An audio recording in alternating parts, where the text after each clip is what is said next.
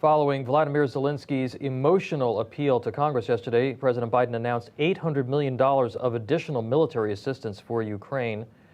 And that means a total of $1 billion worth of U.S. military aid sent to Ukraine this week.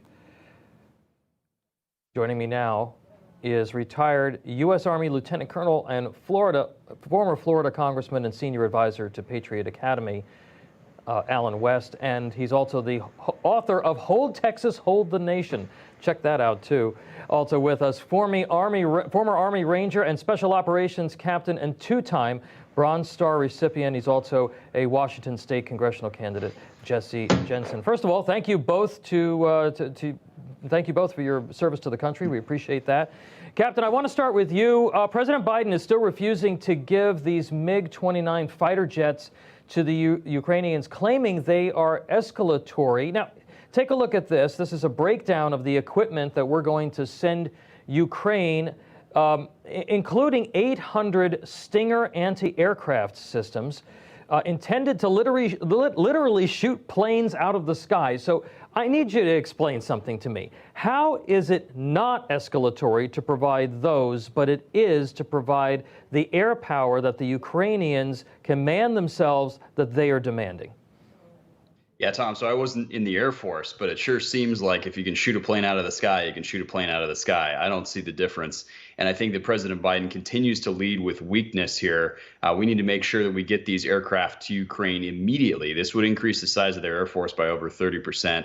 And that is an impressive list of arsenal that we have up there on the screen, including the Stinger missiles, the S-300, which is much like the Patriot missile system.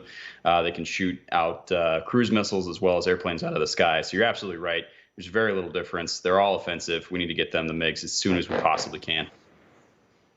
Congressman, in Zelensky's address to Congress yesterday, he called for this no-fly zone. Biden and NATO still think that it's a bad idea.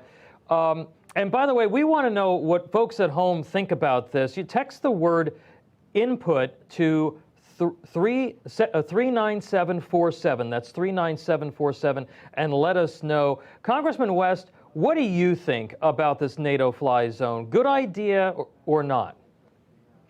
Well, I think that you have been given two options from President Zelensky, and I think it is quite ironic that we left enough aircraft in Afghanistan for the Taliban to have the 26th largest air force in the entire world, but yet we don't want to release MiG-29s to the people of Ukraine, and their pilots will man those and make sure that they have the freedom of maneuver on the ground. So I think that once again, as has been stated, Joe Biden is seriously behind the eight ball. He is always reacting, and we should have seen this coming when they were building up their forces on the border outside of Ukraine, and we should have invoked the Budapest Agreement or memorandum, which said that when Ukraine surrendered its nuclear weapons, the same as Belarus and also Kazakhstan, they would be protected from any invasion or attack. And we see Vladimir Putin has violated that. So he has already escalated this, and he has been the provocateur. And now we see the wanton killing and targeting of women and children. So this has to stop. Yeah. So, do you think that NATO should do this? You think that NATO should enforce a no-fly zone over the country? I think that the Ukrainians want to do that, and I think that NATO should give them the means by which they can do that. I understand Ukraine is not part of the NATO, but the Ukrainians should be able to have the assets themselves. Captain, Russia is starting to bomb the western part of Ukraine, though that's where those critical resupply routes are. And I look, you look at the amount of armor and artillery that we're going to be providing.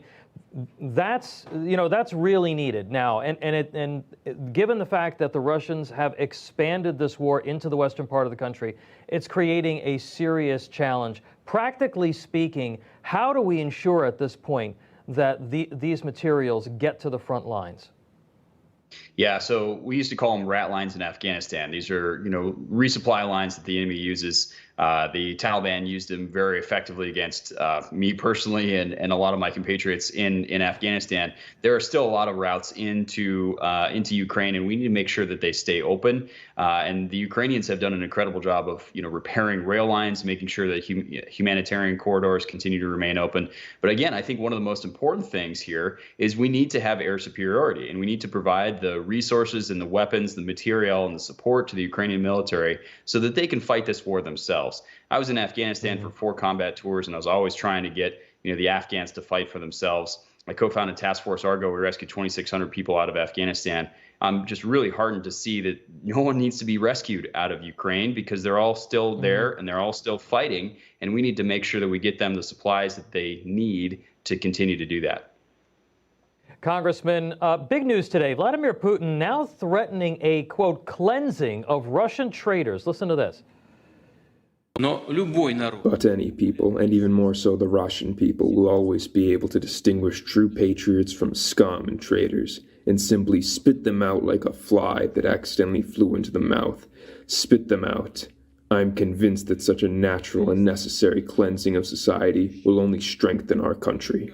It's chilling. It's almost Stalin-esque, So he's threatening and he's jailing his own people. He's showing no remorse for the killing of women and children and civilians. Biden has finally called him a war criminal yesterday. But this seems to be a guy who is now really playing defense when it comes to Vladimir Putin. Your response to his change in tone? Well, you're absolutely right. He sounds more desperate than anything else, and things are not going as he thought would be the plan. Back in 1939, when the Germans conducted their blitzkrieg across Poland, I think that's what he thought that he would have the ability to do, but the Ukrainians are fighting back. And furthermore, he's losing popular support there in his own country. When you talk about all of these sanctions that are going on, that's affecting the Russian people. Vladimir Putin is rumored to be one of the richest men in the world, so he is insulated from a lot of this, but that is not the case for the average man and woman out there on the streets. And just today, Congress voted to remove the most favored trade nation status for Russia. And that's something we also need to start looking at as far as China supporting Russia in these endeavors. All right, we're going to have to leave it there. I want to thank you, Congressman Alan West and Captain Jesse Jensen. Again, thank you both for your service to the country. Thanks, Tom.